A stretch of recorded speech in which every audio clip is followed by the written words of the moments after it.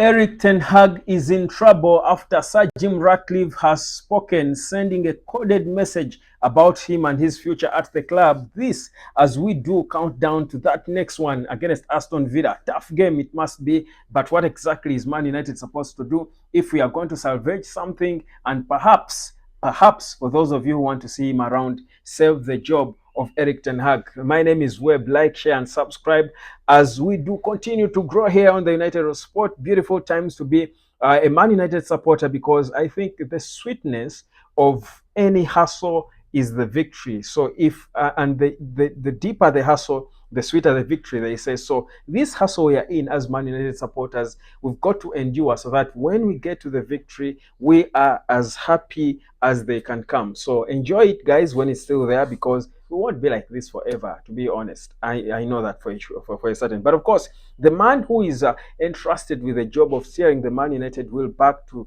the top where it belongs, Sir Jim Ratcliffe, has spoken for the first time after all the speculations going on surrounding Erik Ten Hag and his job. Now, here is a statement. This is a quote as Sir Jim Ratcliffe spoke to the BBC, Dan Rowan of the BBC. He says that they asked him about Erik Ten Hag and whether he or not he will be sacked. Sir Jim Ratcliffe came out to categorically state that I like Erik, he's a very good coach, but at the end of the day, it's not my call. And he goes on to say the management has to decide. They have only arrived in July. That is Omar Berrad and Dan Ashworth. They have been here for a small period of time, and they need to take stock and make some sensible decisions. So he's saying, I mean, for me, if you read between the lines, you can see that this is not a message of full backing of Erik Ten Hag from Sir Jim Ratcliffe. I think this is a professional statement. I think clearly it's a coded message showing us that he does certainly has his doubts about him. He's not certain about whether or not Erik Ten Hag is going to stay. Of course, he's massaging him. And for Erik himself, as he was speaking to the press ahead of the Aston Villa game, says he doesn't even think about the sack because he knows him and the board Man United are together. They are working together. So he's showing some bit of character. I like that. Some personality. I think he's quite solid and firm, because trust you me, the questions about his job are way too much. And if you're not the patient kind, you can't be nagged by them, I should say, and you could lose it, honestly. So Erik Ten Hag, coded message from Sir Jim. For me, if I read between the lines, I think Sir Jim is saying, if he loses against Aston Villa, maybe, just maybe, he could be packing his bags. But anyway, that's what Sir Jim Ratcliffe said. So you can interpret it the way you want. But for me, what's important is that at least the scrutiny is now there, and Erik Ten Hag knows that all eyes are on him. Whether it's unnecessary pressure, it depends on how you view things. But if you're a supporter of Man United, if you are a coach of Man United, if you know football, you know that Man United is a big club and it doesn't deserve to have won only one game in 10 games in Europe under a manager since 2022. It doesn't deserve to have lost three games early into the season. It doesn't deserve to have conceded so many goals while they try to score, to have a negative goal difference. We are bigger than this, and that's why the scrutiny will always be there. So that's exactly what's happening with Erik Ten Hag. Now let's get proper into the game, guys. I've been scrutinizing. I've watched again, painfully, by the way, the game between Man United and FC Porto to try to understand the errors we are making and see whether we've got a chance against Aston Villa. Listen, Aston Villa has one of the hottest young strikers emerging now in John Duran.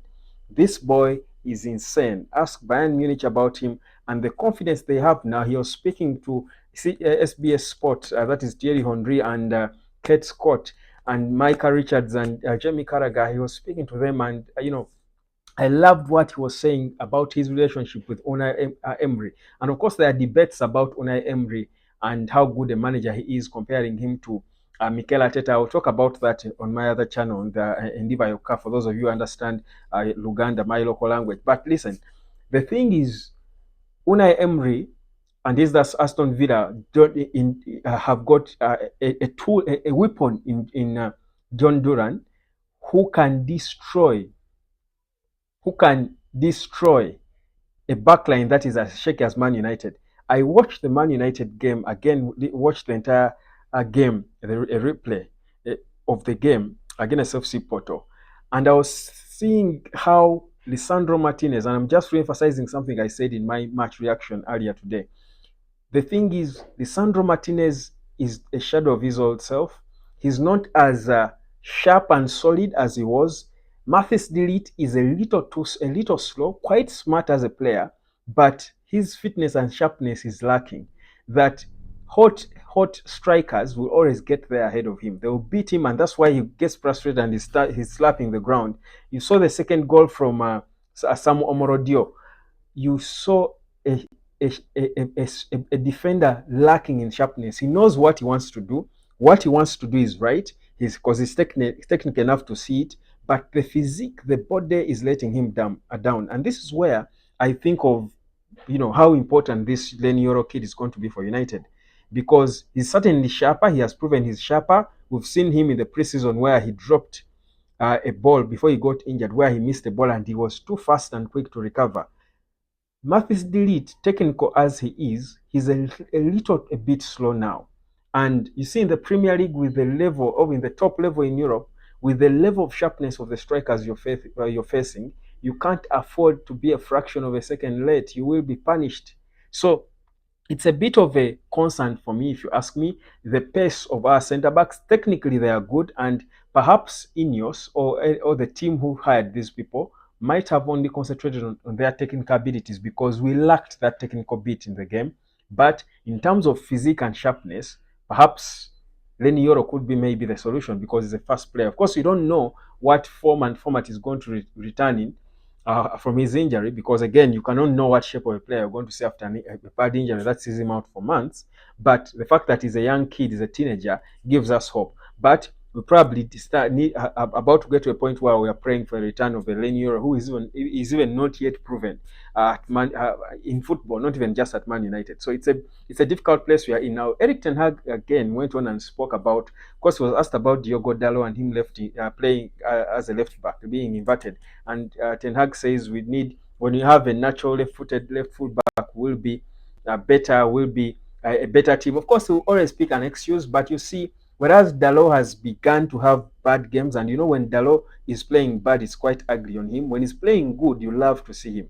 When he's bad, it's quite ugly on him. But also, he's looking like he's playing all over the place because of his hard working and all. You see him in a number 9 position, number 10, playing.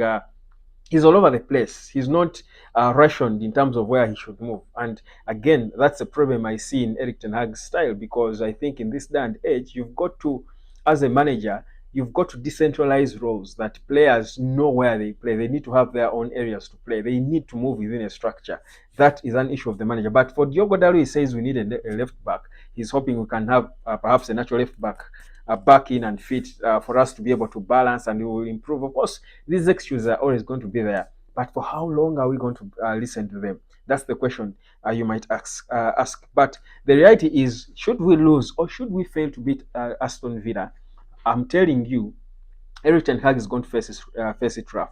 Of course, speculations have started re-emerged, talking about Thomas Tuchel, because Ineos had already spoken to him last time, and they decided perhaps to stick with Erik. In my view, I don't think, and I don't know what they spoke about, but my prediction is they just told Tuchel to come down, take his sabbatical, and it's a matter of time that they will come for him, because they just decided to keep Erik Ten Hag because of the fans uproar.